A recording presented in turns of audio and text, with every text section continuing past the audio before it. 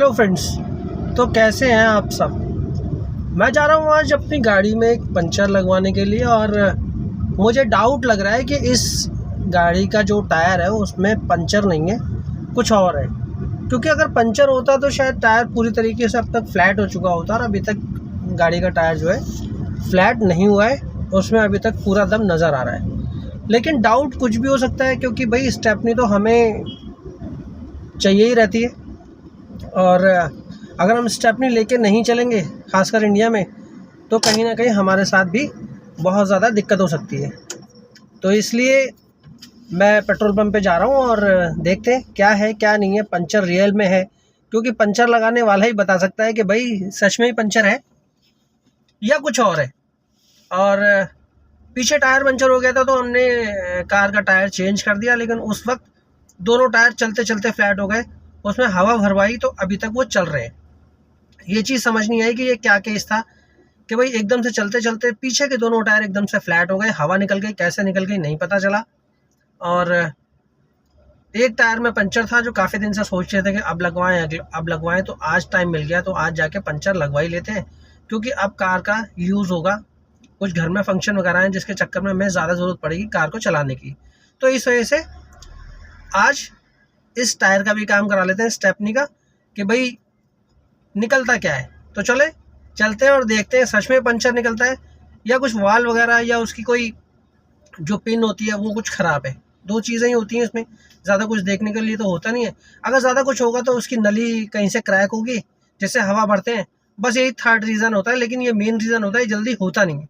चलो चलते हैं पहले फटाफट और देखते हैं कि सच में हमारी जो सोच है वही सही है या पंचर वाला कुछ करता है तो उसमें कुछ और निकलता है।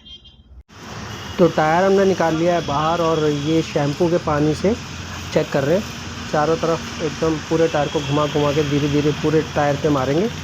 जहाँ अगर बुलबुला नज़र आया या बुलबुला उठा सर्फ का तो समझ जाओ कि बस यहीं पे पंचर है।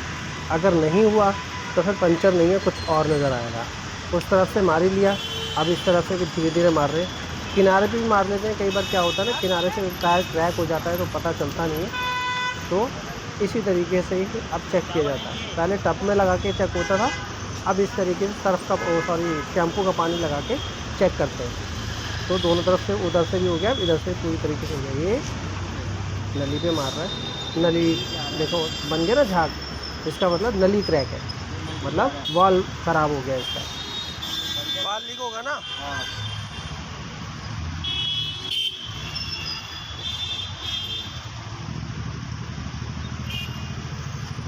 पंचर तो है नहीं कहीं, वाल लीक है। हाँ, वाल डाल दो फिर।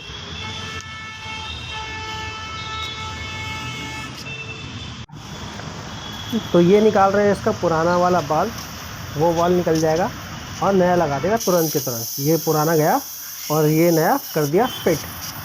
अब इस नए को लगा के इस पर शैम्पू वाला पानी मार के देखेंगे कहीं बुलबुला तो नहीं उठ रहा, झाग तो नहीं बन रहा।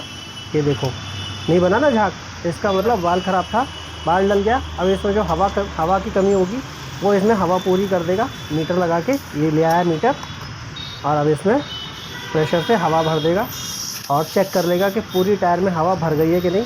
पूरी टायर में जब हवा भर जाएगी तो ये हमारी इस टायर को डिग्गी में ले जाके फिट कर देगा और उसमें जो स्क्रू वगैरह लगता है वो लग जाएगा।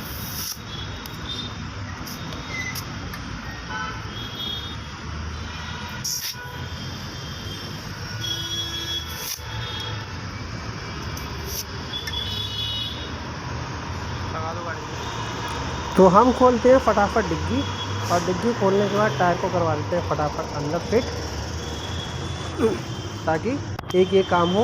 और दूसरा, अब मुझे डाउट लग रहा है, मैं जो बाकी के चारों टायर हैं इसके भी बाल चेक करा लेता हूँ, कहीं ऐसा ना हो किसी एक का ख़राब हो। क्योंकि मुझे एक में डाउट लग रहा है, उसकी हवा बार बार निकल रही है। तो ये चीज़ भी चेक करा लेते हैं लगे हाथों, ताकि जो डाउट है वो भी क्लियर हो जाए। तो यहाँ इन्होंने कर दिया टायर को एकदम फिट। अब ये वाला स्क्रू इसमें लगा देंगे, जिससे कभी गाड़ी चलती फिरती है ना तो इसकी स्टेपनी वगैरह हिलती डुलती नहीं है, ना साउंड करती है। तो ये इसका जो स्क्रू है या टाइट करने का जो भी नट बोल्ट है ये इन्होंने लगा दिया।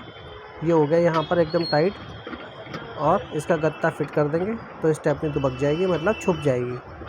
अब बाकी का प्रोसेस भैया से शुरू करवाते हैं। ये एकदम बढ़िया से टाइट कर दिया। चारों टायरों में भी मार के देख लो पानी, कोई वाल तो लीक नहीं है।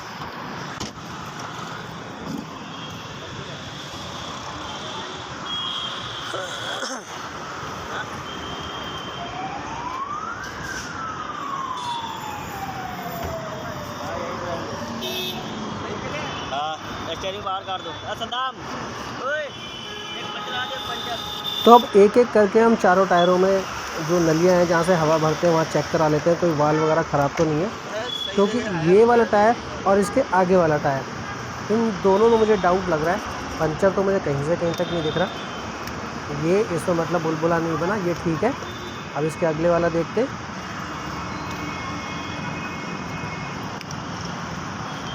ये दूसरे वाला भी ठीक निकला, यानी दोनों डाउट हो गए क्लियर।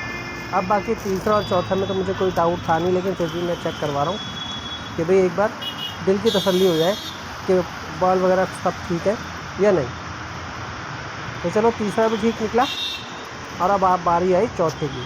चलो जी चारों ठीक ठाक निकले। तो जैसा कि प्रोसेस वगैरह देखा हमने और उसमें हमारा निकला जो नली होती है ना हवा भरने वाली, उसका जो वॉल था बेसिकली वो ख़राब निकला। अब जब एक टायर का वॉल ख़राब निकल गया तो भाई मैंने कहा कि फिर बाकी की जो गाड़ी में चारों टायर लगे भाई इसका भी वॉल देख लो, कहीं ऐसा ना हो कि एक में हवा कम हो रही है उसका भी कहीं वॉल ख़राब हो। लेकिन फिर चारों टायर चेक करवाए, चारों टायर चेक करवाने के बाद पता चला कि वॉल वगैरह चारों के ठीक है, बस जो स्टेपनी थी बस उसी का वॉल ख़राब था। वॉल चेंज कराया, चारों टायरों में हवा भरवाई और काम ठीक ठाक हो गया। क्योंकि जब अगर आप लंबी रनिंग में चल रहे हो या बहुत ही ज़्यादा ज़रूरी काम हो और उस वक्त में अगर कोई भी टायर बैठ जाए कुछ भी हो, तो अपनी तरफ से पूरी कोशिश करो कि सब कुछ ठीक ठाक हो। और उसके बाद अगर कोई दिक्कत हो जाती है तो एक अलग रीज़न है, वो तो किसी के साथ भी हो सकता है। तो अगर कहीं भी जाना हो, लंबी टूर पर अगर जाना हो तो ये चीज़ों का खास ख्याल रखो, भाई हवा क्यों कम हो रही है, पंचर तो नहीं है, स्टेपनी वगैरह परफेक्ट है कि नहीं है।